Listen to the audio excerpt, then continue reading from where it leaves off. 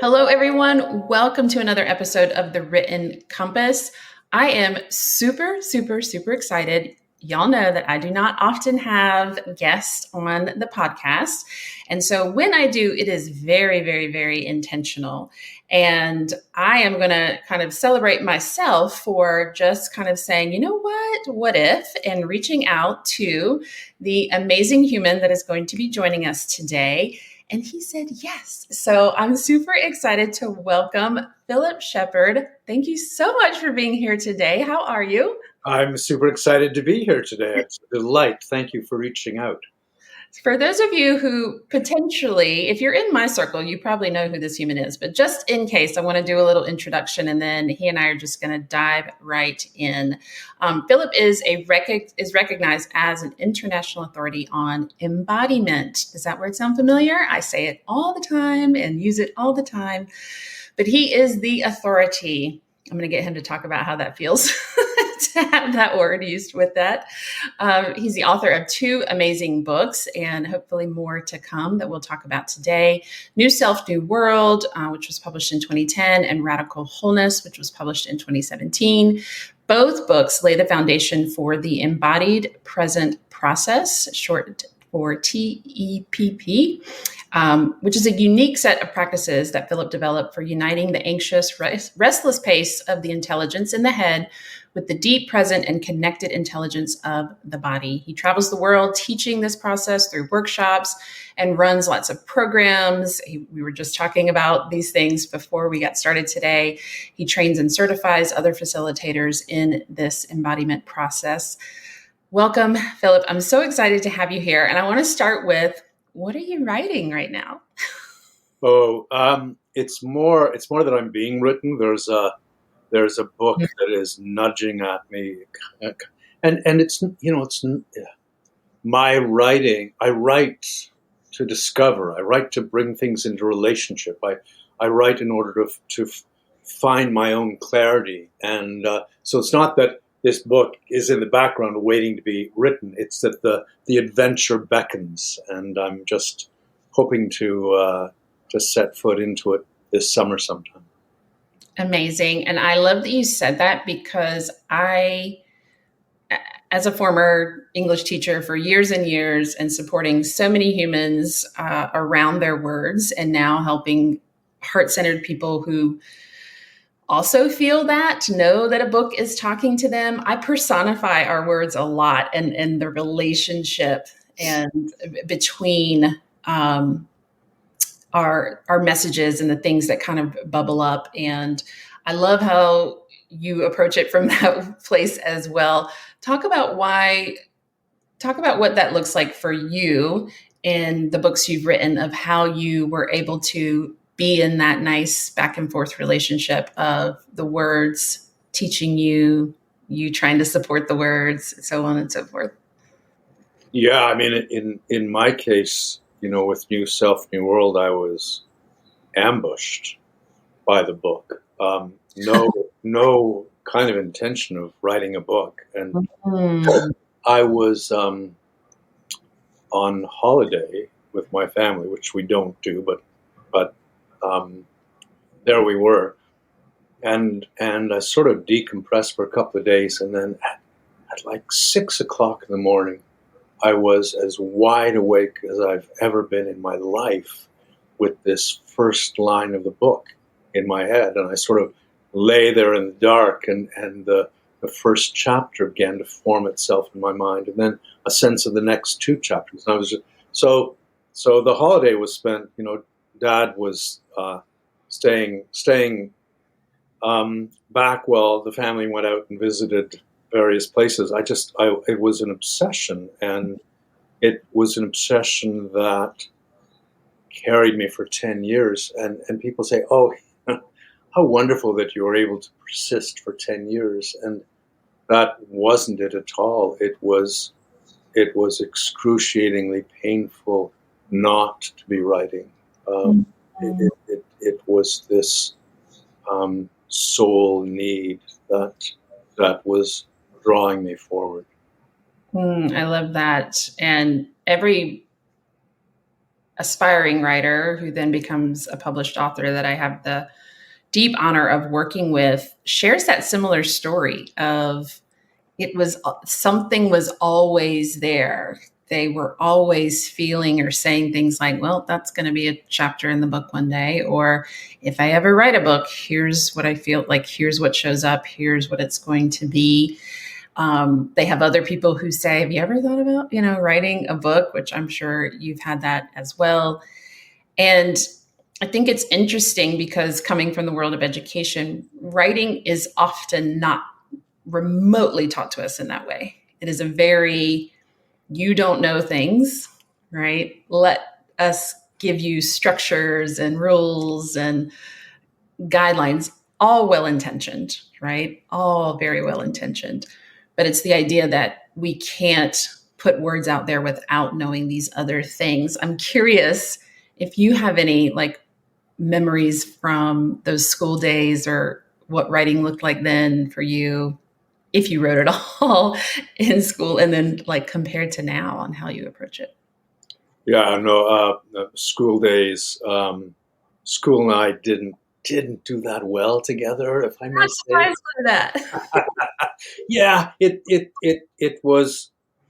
I there was so much I wanted to learn, and I just wanted to be set free so I Yeah. could read and devour and learn. And meanwhile, it was felt like I was in a straitjacket in class, listening to this ponderous, incremental, irrelevant information, irrelevant to my life, in the way it was being presented. And the questions were burning within me, and none of those questions was satisfied by what was being offered. So there was a point, I can tell you, where writing really took hold for me.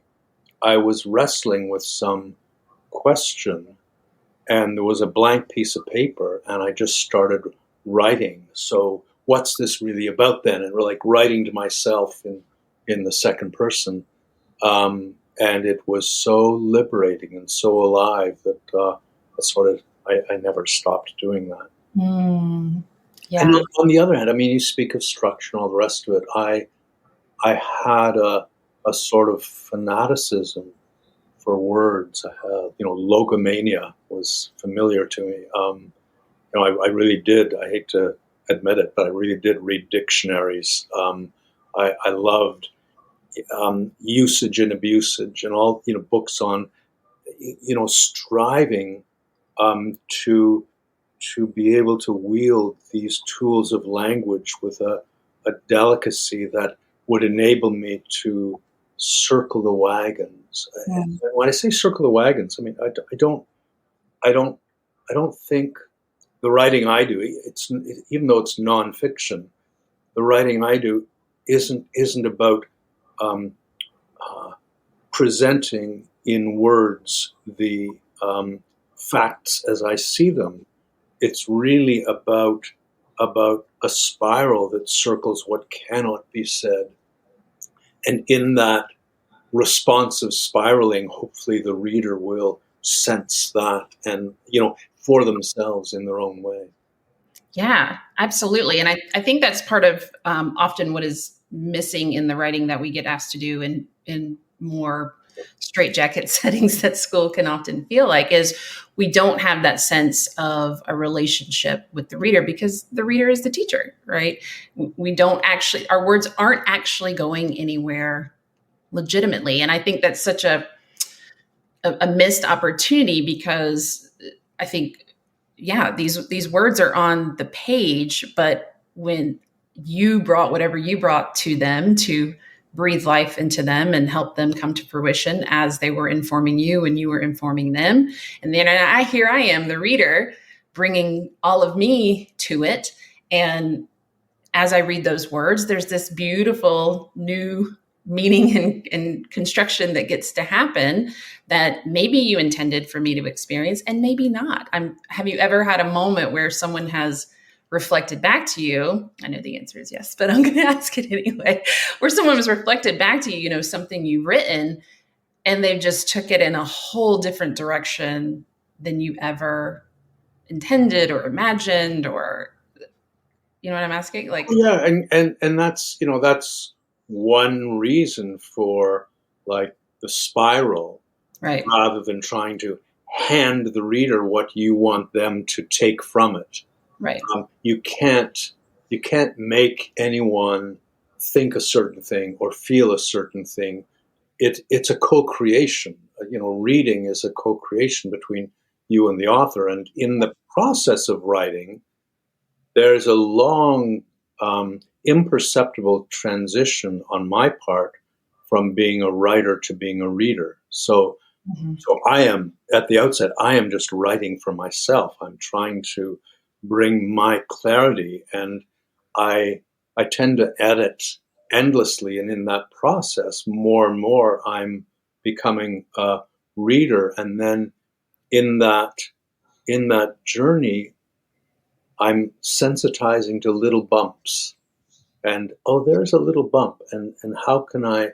Is it a rhythmic thing? Is it what is it? And how to smooth that bump to make it as easy a ride, in that way, for the reader, even as the material may be challenging. How to give them every opportunity to engage with it without struggle. Yes, so many things because again, to harken back to how we're often taught, you basically were talking about, word choice, syntax, grammatical structure without saying those things at all. And yeah, that's often when we think when the tension that I see is these beautiful, amazing humans. So many people have. I truly believe we're all messaged beings and have so many important things to share with the world. And books and words are such an amazing embodiment of those messages, like a great way to get them out there. And I don't remember the statistics off my head, but the percentage of people who aspire to versus who actually write a book and put it out there, it's really a big gap, right? Like 80% to like 3% or something like that. And the tension that I often see is, okay, I get this like intuitive hit. These words have been coming, they've been building, they need me to bring them to life. I have to do this. This is just a part of who I am and how I want to be in the world. And then this external understanding of what writing is, the rules, the structure, all of that kind of stuff. And they collide big time. And so it is such a freedom. Like as soon as you said, I'm just here to make it as easy as possible for the reader, like the bumps, as few bumps as possible, so they can get what they need to get, whatever that may be. And guess what? I have no control over that. My whole body just went like, oh, that's such a relief and such a reminder to people about that. But it's like lovingly frustrating for me when that is a stopgap, right? For some people, like, oh, but I'm not a good, like I would hear it with my students all the time. Hey, Dr. Hartman, so excited to be in your class. By the way, I'm terrible at grammar. By the way, I don't know how to write sentences, and I'm just like, what are you're literally talking to me. Like you're literally forming sentences right now. What are you talking about? Yeah. What do you hear kind of as I'm sort of Yeah, I talking? think I think there's people carry, expectations that thwart, their natural desire to explore. And if you're carrying an expectation of what a book is, as some kind of achievement, that and you're going to feel you're not ready to do that yet. You're not yet ready. You're ready to start exploring, and to play with it. And the process for me is that the beauty of writing is that I'll sit down and I'll put something down on paper that is as clear as I can possibly make it. And I fiddle and I tweak, and there it is. And I come back 2 days later, and now I'm sort of a reader, and it's as though what I've written is no longer mine. I'm encountering it, and it provokes question, and is it complete? No, something else is needed, and the questions lead somewhere else, and it begins to dilate and accommodate, uh, or sensitize to a larger context. And I think the sensitivity of the words is, it's like every word, every phrase in my book is in accord with every other phrase. There's a sort of grace of accommodation in that, and it's play. Writing is play. Writing is this gift of being able to bring questions to your own thinking, being able to bring questions to and new perspectives to your best effort at clarifying them. And it's gorgeous. It's such a phenomenal gift.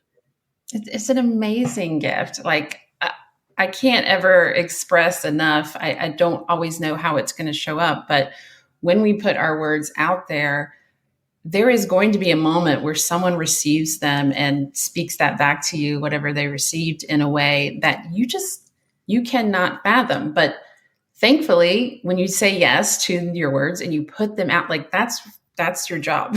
Like, if you're feeling that, that's your job. And then what gets to happen after is just this magical, beautiful, like you said, gift of a ride after.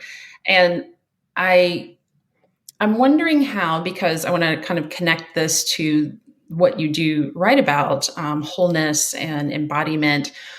Where do you see yourself embodying your words, or where do you see the relationship between your process for writing about the thing while also like engaging in the thing that you're writing about, embodiment and wholeness? So, I mean, for me, you read prose, and it's so clear for me. Either it's alive or it's not. Mm, The life of the prose is in the rhythm with which it moves forward. And I think of heart rate, and healthy heart rate is variable. If you lose the variability of your heart rate, it's a sign that things are in trouble. But the same thing with writing. This pulse of variable rhythm that moves like a river through the words, that comes from the body. I mm, mean, it is the body that recognizes the life of that rhythm. So rhythm is as important to me as the ideas that the words are exploring. Um, mm, and the words themselves, I find them in my body. I don't cerebrate over them. I really, there is an emptiness to the body, and I spend as much time when I'm writing. I spend as much time waiting as I do actually scribbling, and it's that thing of dropping down into the body, you know, present to this issue that I'm writing about, and I just wait and I wait, and honestly, sometimes I fall asleep waiting, and if I wake up, then the next step is clearer, and if I don't fall asleep, I wait until I am moved. So mm. it's not a sense of having made a decision. It's a sense of some gateway opening, and the life is ready to flow through. Mhm. Yes. It reminds me a lot, there's all kinds of little writing terms, and one thing people talk about struggling with, or why they can't write something, is I'm not consistent enough, or I can't get in a flow. And it's, again, the stories we tell ourselves about ourselves are always so interesting. So I love how you're talking about a bit of your process of waiting and listening and tuning in, and that waiting so much slows you down so much that you will fall asleep at times. And I love that, whatever subconscious things happen, and then you wake up and there's something potentially there, and if not, waiting some more. um, as you have written these books, how has that waiting process like looked in the practical sense? Like, I imagine, at least for me, there's sometimes big swaths of gaps of I'm not writing, but I'm waiting like I am. I always feel like we're always writing in some way, shape, or form, whether Processing. words are out in front of us or not, on a page somewhere or not. But yeah, talk about like how has that waiting helped you or supported you in your process for your books? Um, in so many ways. One is that I am trusting something deep within me in the waiting. I'm not trying to come up with an answer. I'm waiting for a sort of guidance Mm. to illuminate the way forward, to activate me. And without the waiting, I would feel, oh, I need to accomplish this in some way that would, for me anyway, baffle my process, would complicate it, would cloud it. So to come back to the clarity of that impulse that moves my writing forward, and the excitement and the curiosity and the play that facilitate it, that's crucial for me. And out of that patience, I my first book was 10 years in writing, as I mentioned, and I rewrote it from scratch 4 times. Mm. So it was as if I was trying to ford a river, and each draft was akin to placing a rock as far as I could into the river, and then Right. I could stand on that and get another rock and reach as far as I could, and each draft brought me closer, and at the same time revealed what was erroneous, what was missing.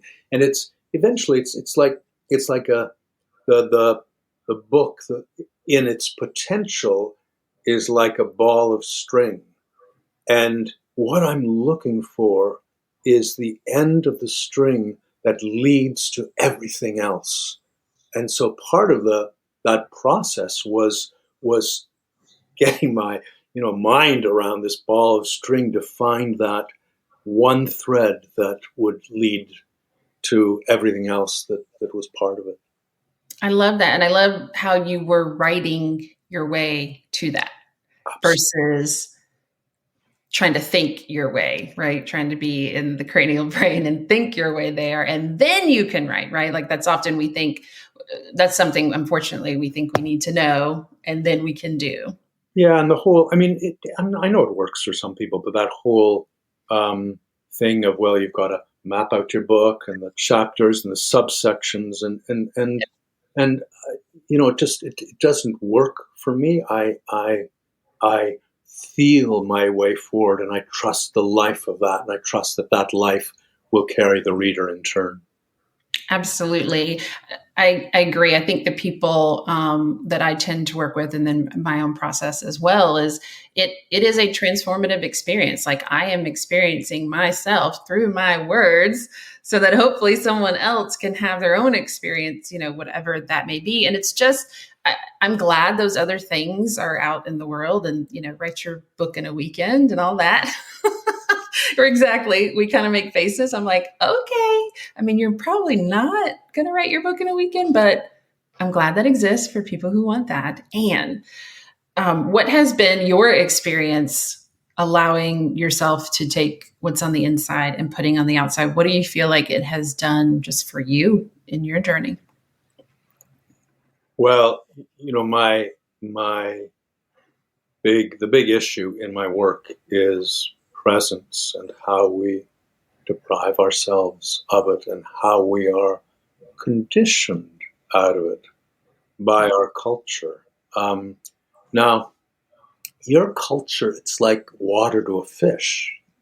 It's what you're born into, it's what you're habituated to. There's a great um, Sufi joke about two fish meeting up one day. The big fish and the little fish bump into each other, and the little fish calls out to the big fish, "Hey, how's the water today?" And they swim along together, and finally the big fish stops and looks at the little fish and say, "So what the heck is water?" Um, Right. so the challenge in my writing was to um, begin to see the water, begin to see our culture is devoted to uh, left hemisphere thinking, to a world that is basically dead, and that there's this biochemistry happening, but we have not only um, divorced ourselves in a sense from the body by retreating up to the head, but the body is what feels the world, and the head, is devoted to left hemisphere thinking, which is enclosed. It builds models of the world. It lives in a world of ideas, and the body lives in a world of feelings. So, in the process of writing, I was basically finding within the body and within the instructions of my culture the prohibitions against my own life, Mm. and live it, that journey up to the head. To one of the reasons the book took so long was seeing how it began in prehistory with the arrival of agriculture, and we used to experience our center in the belly, and you can trace through literature and art, through Homer and Plato, how that journey moved us increasingly up into the head, into a realm that wants to control and seek power and find security in acquisitions. And we we began in the late Paleolithic in a state of harmony with the world, where it's called the original leisure society, the sort of Magdalenian period, where our ancestors were so in touch with their world that it offered them what they needed when they needed it, Mm. um, and that harmony. It took me a long time to read and learn and discover what I had been instructed to forget in my life. So, my first book teases that apart and shows how, you know, our relationship with the body is our primary relationship. There's nothing more primary than that. And so it becomes the template for all other relationships. And when you separate from the body and achieve a top-down relationship with it, then you seek a top-down relationship with all else, including writing. Mm. So that top-down relationship has nowhere to go, but we've lost the ability to drop back into the body. We've lost our way, and it was writing was hugely instrumental in helping me find my way. Mm. I love that. And I think this is going to be a great time for me to read one of my favorite quotes, not from New Self, New World, but from Radical Wholeness, because I think it connects.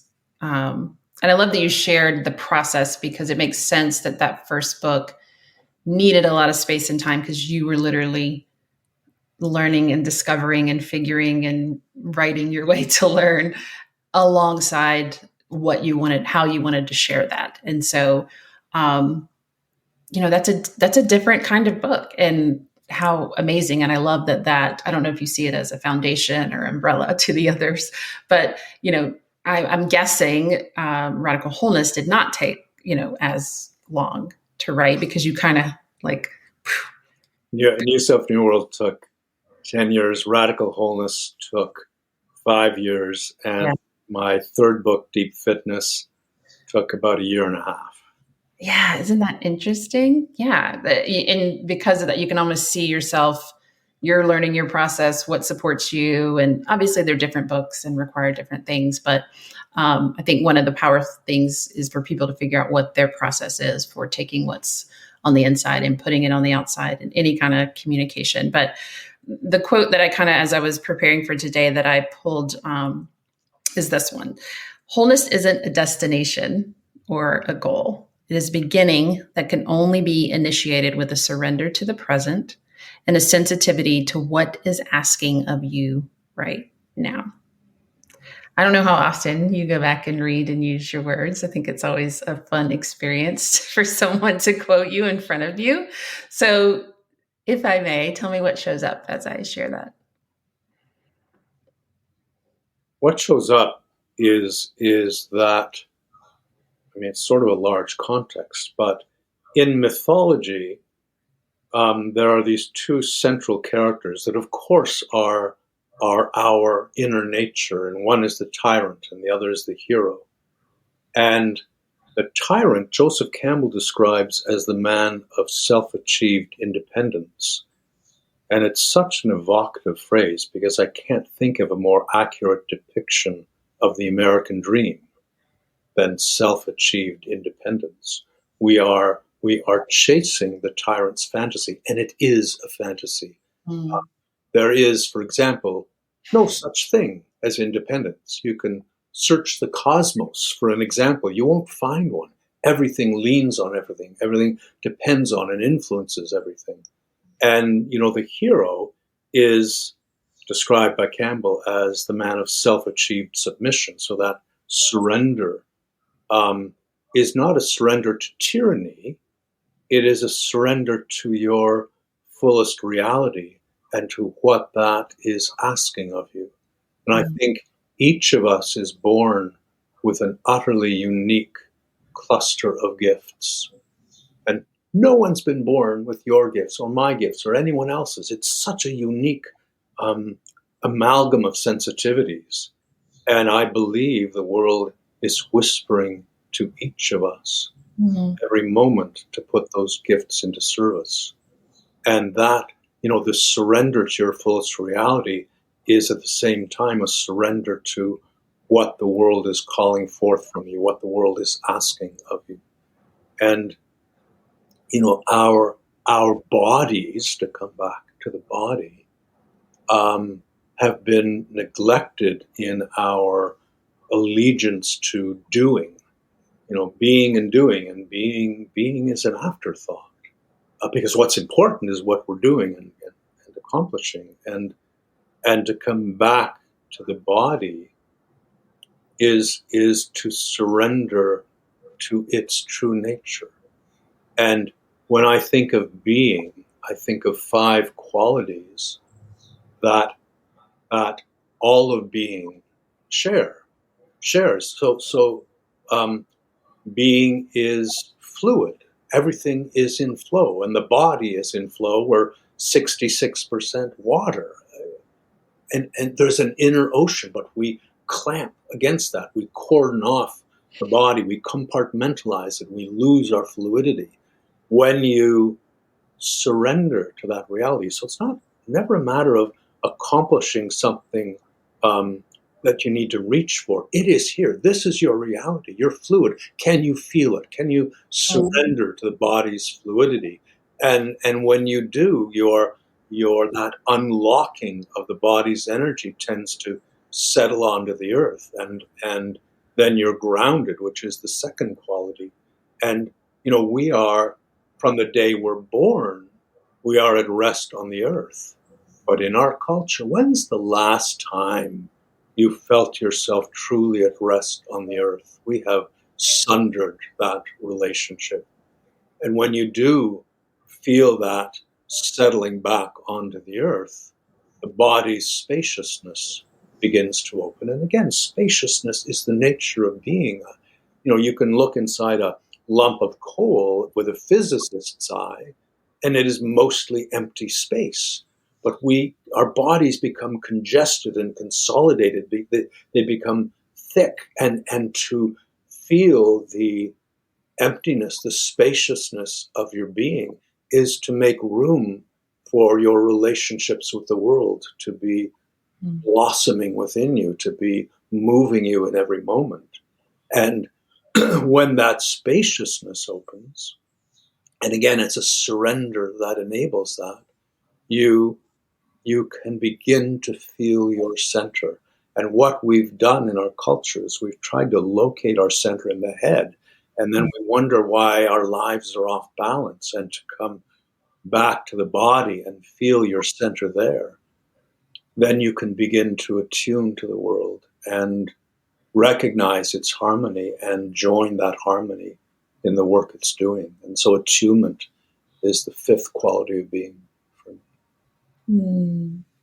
Thank you for one, just helping us put words to that felt sense of self. And thank you for walking us through those five qualities of wholeness and being present. And I think the thing that was a game changer around your work and just being introduced to it and becoming, a body mind coach myself, and just being committed to this is the idea that I have everything I need already. Like you said, it's already there in me, and it's definitely embodied in my body.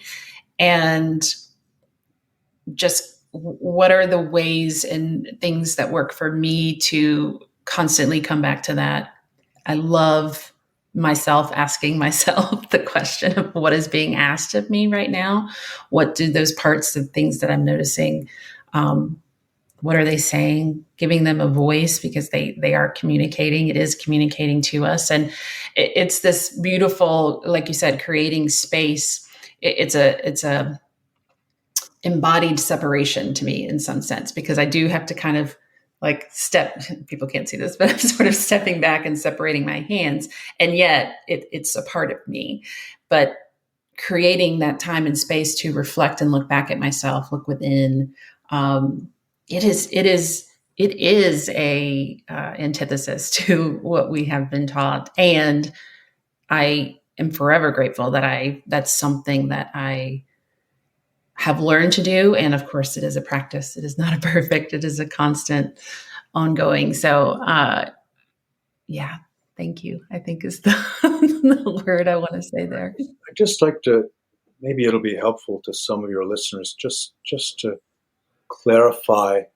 For me, embodiment isn't about listening to the body, valuable though that is. But in that act of listening to the body, basically you're sitting in your head as though there were a wall separating you from the body, and what's happening on the other side. You occasionally pay attention to it, and it's necessary. That quality of listening and attending is necessary to encounter where the body is consolidated, held out of fluidity, lacking spaciousness, to achieve that surrender. But as that happens, your body becomes a resonator, like a singing bowl.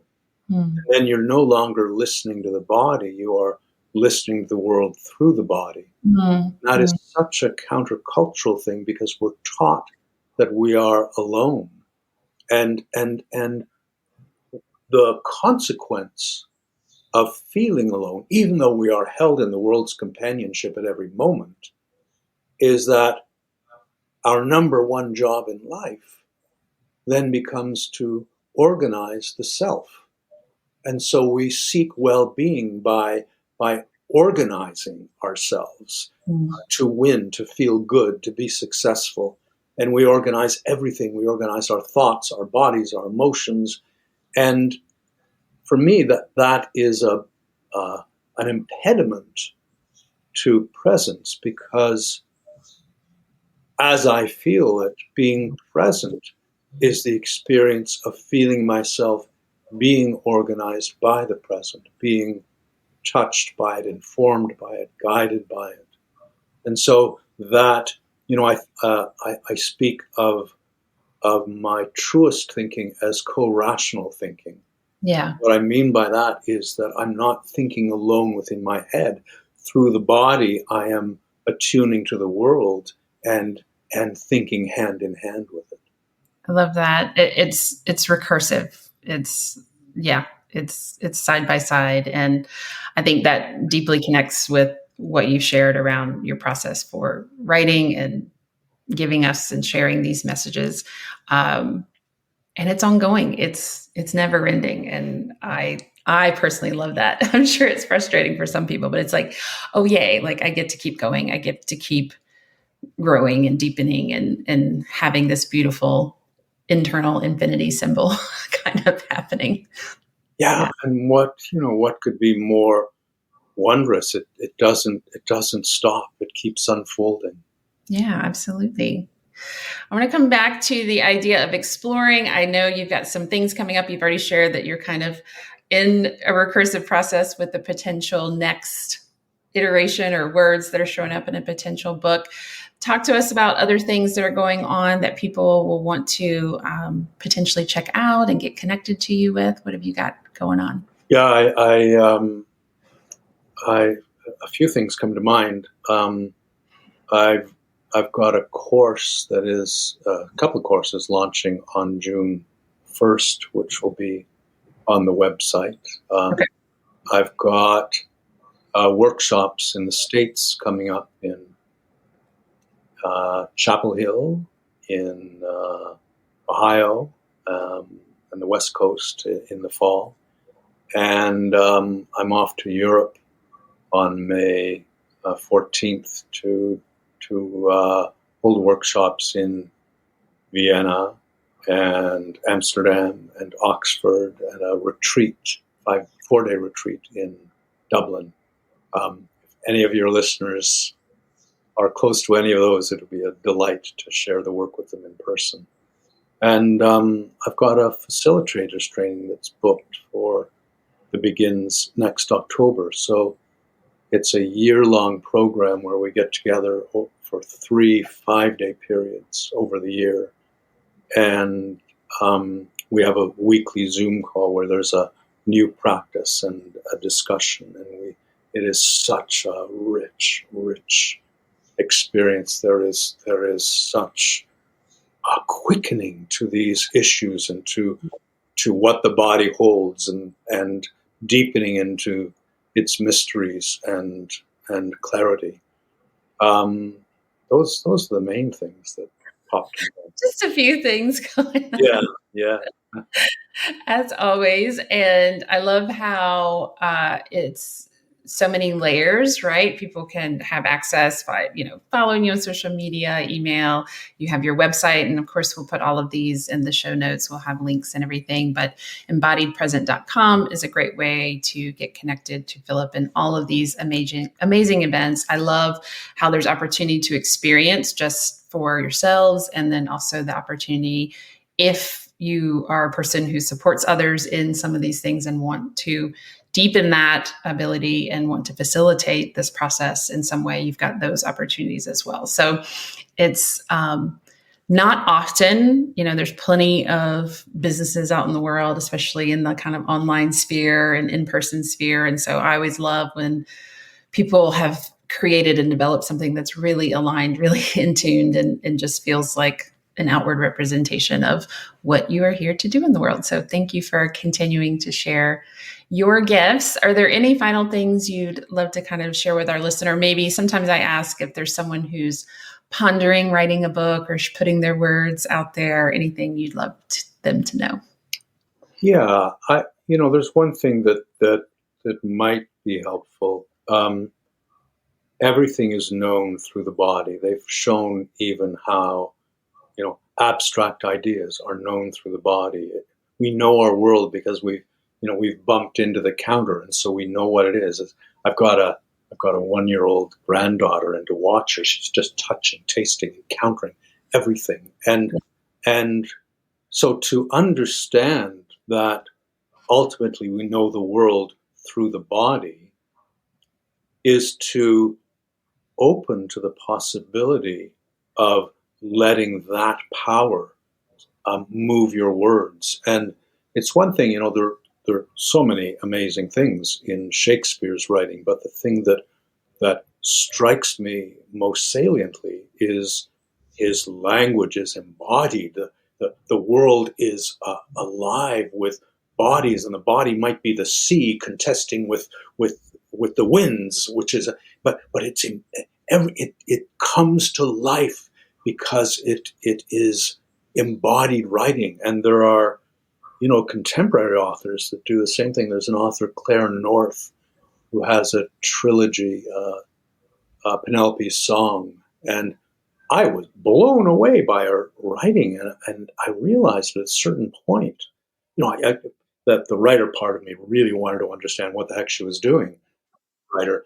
And she almost never describes or attributes an emotion to a character. She she talks about the character's physicality, how the eyes narrow, how the bit of saliva swirls in her mouth as they're gazing at this. And